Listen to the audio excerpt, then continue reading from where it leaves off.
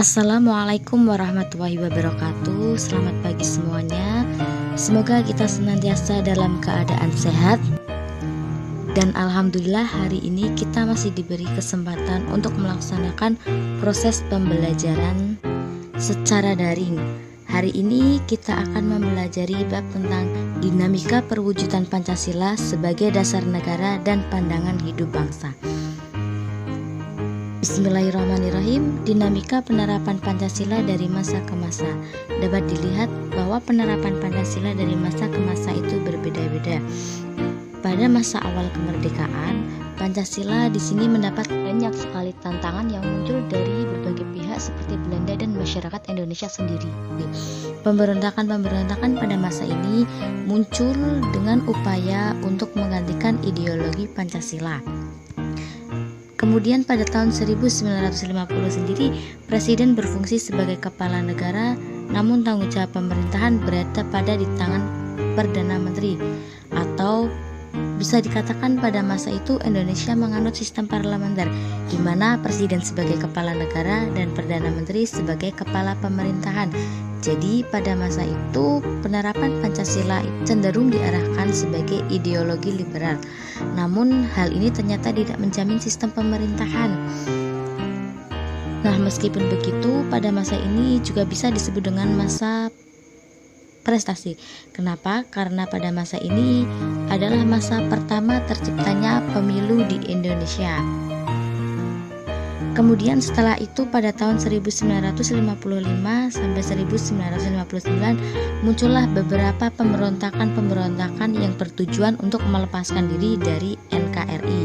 Di antara pemberontakan tersebut yakni pemberontakan DITI, pemberontakan PRRI, dan pemberontakan Permesta.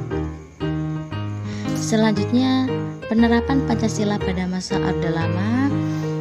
Pada masa ini juga disebut demokrasi terpimpin, di mana demokrasi tidak pada kekuasaan rakyat sebagaimana yang diamanatkan Pancasila, namun cenderung pada kekuasaan presiden. Pada masa ini pula terjadilah pemberontakan PKI atau yang biasa disebut G30 SPKI pada tanggal 30 September 1965 yang berusaha merebut kekuasaan bangsa Indonesia. Nah, kemudian pada tanggal 12 Januari 1966 terjadilah demonstrasi mahasiswa dan rakyat yang menyampaikan beberapa hal yang disebut dengan Tritura atau 3 tuntutan rakyat, yang isinya adalah 1. Bubarkan PKI beserta orang-orangnya, 2. Bubarkan kabinet Dwikoro dari unsur-unsur PKI, dan yang ketiga adalah turunkan harga. Yang dimaksud di sini adalah harga sembako. Kemudian pada masa Orde Baru, penerapan Pancasila di sini diharapkan dapat mengembalikan nilai-nilai Pancasila pada kemurniannya. Namun pada kenyataannya justru pada masa ini terjadi penyelewengan seperti korupsi di lembaga pemerintahan atau yang disebut KKN, kolusi, korupsi, nepotisme. Nilai-nilai Pancasila di sini justru dimanfaatkan untuk kepentingan golongan dalam melanggengkan kekuasaan. Kemudian pada periode ini akhirnya kebebasan berpolitik dan kebebasan pers pun dibatasi. Penerapan Pancasila pada masa reformasi atau yang terjadi sekitar tahun 1998 hingga sekarang ini ditandai dengan adanya kemunduran ekonomi akibat penyelewengan terhadap Pancasila yang membuat mahasiswa dan masyarakat melakukan demonstrasi menuntut turunnya Soeharto sebagai presiden. Pada masa ini pemerintahan era reformasi berupaya menjaga dan menerapkan nilai-nilai Pancasila.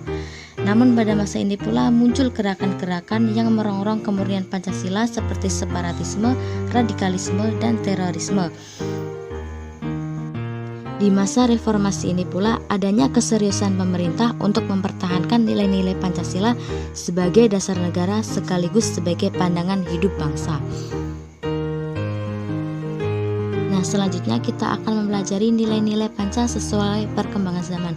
Namun sebelumnya perlu kita ketahui apakah nilai itu.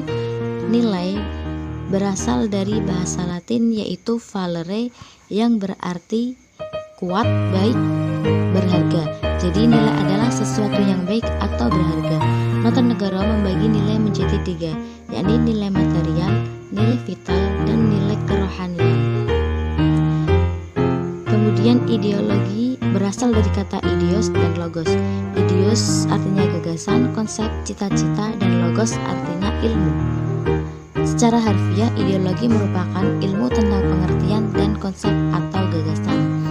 Kemudian fungsi ideologi sendiri yakni menjadi pedoman bagi individu, masyarakat, atau bangsa untuk berpikir, melangkah, dan bertindak, menjadi kekuatan yang mampu memberi semangat dan motivasi bagi individu, masyarakat, bangsa untuk mencapai tujuan, dan yang ketiga menjadi upaya untuk menghadapi berbagai persoalan masyarakat dan bangsa dalam segala hal aspek kehidupan.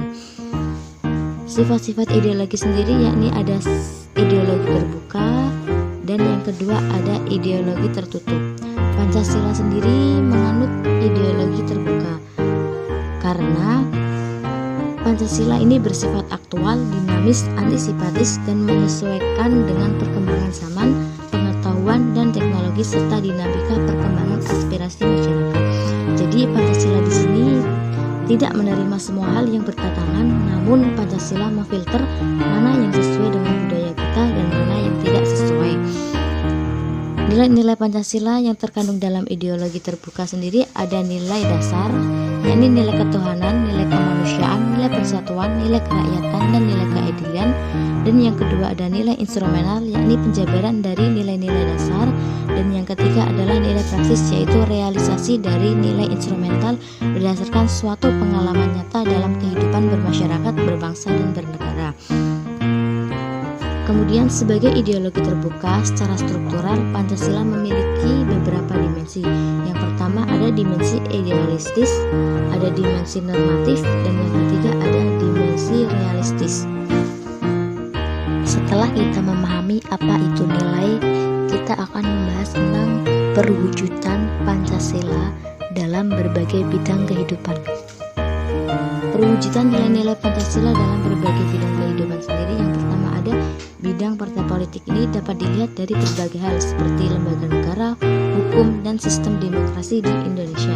Yang kedua ada bidang sosial dan budaya, contohnya menghargai, melestarikan keragaman budaya di Indonesia. Kemudian yang ketiga ada di bidang ekonomi, contohnya sendiri seperti mencintai produk dalam negeri dan menciptakan produk Indonesia yang dapat membanggakan negara Indonesia. Kemudian ada bidang pertahanan dan keamanan seperti yang tertera dalam pasal 27 ayat 3 dan pasal 3 ayat 1 seperti siskampling, ronda, dan lain sebagainya. Ya, demikianlah itu materi hari ini. Semoga dapat bermanfaat untuk kita semua. Kurang lebihnya mohon maaf. Saya akhiri. Wassalamualaikum warahmatullahi wabarakatuh.